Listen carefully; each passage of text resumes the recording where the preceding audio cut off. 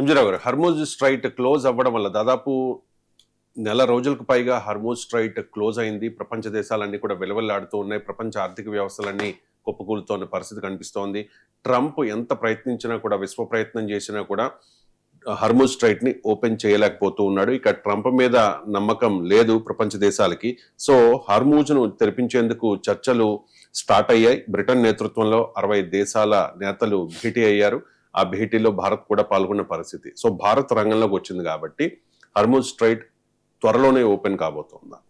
Yes అంటే ఫిబ్రవరి 28వ తారీఖున America, Israel కలిపి ఆపరేషన్ ఎపిక్ ఫ్యూరీ అంటూ ఇరాన్ మీద అటాక్ చేస్తే ఇరాన్ దానికి ప్రతిస్పందనగా ఆయితొల్లి అలీ ఖైమోని చనిపోయినందుకు ప్రతిస్పందనగా అది మార్చి ఆల్మోస్ట్ 2వ తారీఖున హర్మూజ్ స్ట్రైట్ ని క్లోజ్ చేయడం జరిగింది. అందువల్ల ప్రపంచం మొత్తం ఆయిల్ 20% ఆయిల్, తర్వాత 25% ఎల్పిజి యొక్క న్యాచురల్ గ్యాస్ అక్కడ నుంచి సప్లై అయిపోవడం జరిగింది. అంటే ఆల్మోస్ట్ ఒక నెలకు పైగా ప్రపంచం అంతా విలవిలలాడిపోతుంది. కాబట్టి హర్మూజ్ స్ట్రైట్ ఓపెన్ చేయడానికి యుఎస్ సత్త విధాలా అక్కడ ప్రయత్నిస్తున్నా విఫలం అయ్యింది అనేది మనకు తెలుస్తుంది. ఎందుకంటే చాలా దాడులు చేసింది, కానీ అది కుదరలేదు. అందువల్ల United states of America president NATO దేశాలని, మిగిలిన దేశాలని, గల్ఫ్ దేశాలని, ఈవెన్ ఇండియా, చైనాలను కూడా ఆయన హర్మూజ్ స్ట్రైట్ ఓపెన్ చేయడానికి ఇన్వైట్ చేయడం జరిగింది. ఈవెన్ జపాన్, సౌత్ కొరియా, అన్ని దేశాలు, నాటో కంట్రీస్ అన్ని కూడా రిజెక్ట్ చేయడం జరిగింది. అది నీ యుద్ధం, నువ్వు మొదలు పెట్టిందని. కానీ అయితే నేను హర్మూజ్ స్ట్రైట్ నేనే ఓపెన్ చేస్తానంటూ ట్రంప్ బేరాల పలిక ఆయన శత విధాలుగా ప్రయత్నించాడు. కానీ పెంటగాన్ నుంచి హెచ్చరికలు ఏంటంటే అది సాధ్యం కాదు. ఒకవేళ అమెరికా హర్మూజ్ స్ట్రైట్ ఓపెన్ చేయడానికి వెళ్తే 2-3 నెలల సమయం పడుతుంది, చాలా కష్టం.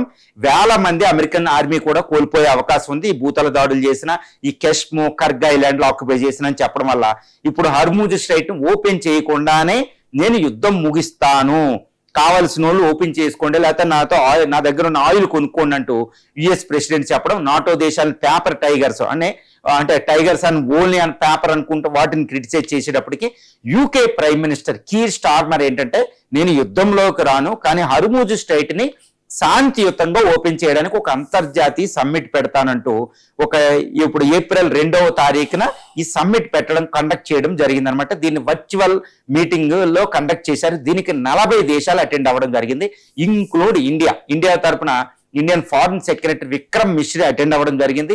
అంటే చాలా కీలకమైన సమ్మిట్ అని తెలుస్తుంది. దీనికి చాలా అంటే ఆల్మోస్ట్ గల్ఫ్ దేశాల నుంచి, యూరోపియన్ నాటో దేశాల నుంచి, ఇటు Asian countries, Africa, Latin America countries అన్ని కూడా దీనికి అటెండ్ అవ్వడం జరిగింది. చాలా కీలకమైన దేశాలు, ముఖ్యంగా అమెరికా ఇక్కడ మాత్రం లేదు. అంటే ఇది ట్రంప్కి చాలా పెద్ద షాక్ అనమాట. అంటే యుద్ధంలో ట్రంప్కి హెల్ప్ చేయకుండా, యుద్ధంలో పార్టిసిపేట్ చేయకుండా నాటో దేశాలు, ఇండియా, ఈ దేశాలు ఏంటంటే శాంతియుతంగా హర్మూజ్ స్ట్రైట్ ను ఓపెన్ చేయడం. ఏ విధంగా ఇది సాధ్యమవుతుందంటే ఇది ట్రంప్ మీద ఒత్తిడి తీసుకురావడం. ట్రంప్ మీద ఒత్తిడి ఏంటంటే నువ్వు ఇరాన్ యుద్ధం మానేస్తే ఇది హర్మూజ్ స్ట్రైట్ ఓపెన్ అవుతుంది అనే విధంగా పరోక్షంగా ఒత్తిడి వచ్చింది. రెండో విధంగా ఇరాన్ పై కూడా ఒత్తిడి, నువ్వు సెల్ఫ్ డిఫెన్స్ చేసుకున్న హర్మూజ్ స్ట్రైట్ ని ఓపెన్ చేసి ఉంచాలి అని. అంటే ఒకవేళ యుద్ధం ముగిసిన చివరకు వచ్చిన కొన్ని దేశాలకైనా హర్మూజ్ స్ట్రైట్ ఇమ్మీడియట్ గా ఓపెన్ చేయాలి ఇరాన్ అనేది ఇరాన్ మీద తీవ్రమైన ఒత్తిడి తీసుకురావడం. అంటే అమెరికా, ఇటు తర్వాత ఇజ్రాయెల్, అన్ని దేశాల మీద ఒత్తిడి తీసుకొచ్చే విధంగా ప్రపంచ దేశాలు దౌత్యానికి వెళ్ళడం అనమాట. అంటే ఇది ఒక అద్భుతమైన కీలక మలుపుగా యుద్ధాన్ని ఆపడానికి అనేది కూడా మనం చెప్పుకోవచ్చు. అంటే కేవలం హర్మూజ్ స్ట్రైట్ ఓపెన్ చేయడం అంతర్జాతీయ ఆర్థిక వ్యవస్థకి గ్యాస్, ఎనర్జీ ఇచ్చి అంతర్జాతీయ వ్యవస్థ కుప్పకూలకుండా చేసే ఒక ప్రయత్నమే కాదు. ఈ ప్రయత్నం ఏంటంటే ప్రస్తుతం జరుగుతున్న ఇరాన్ అమెరికా యుద్ధాన్ని కూడా ఆపడం.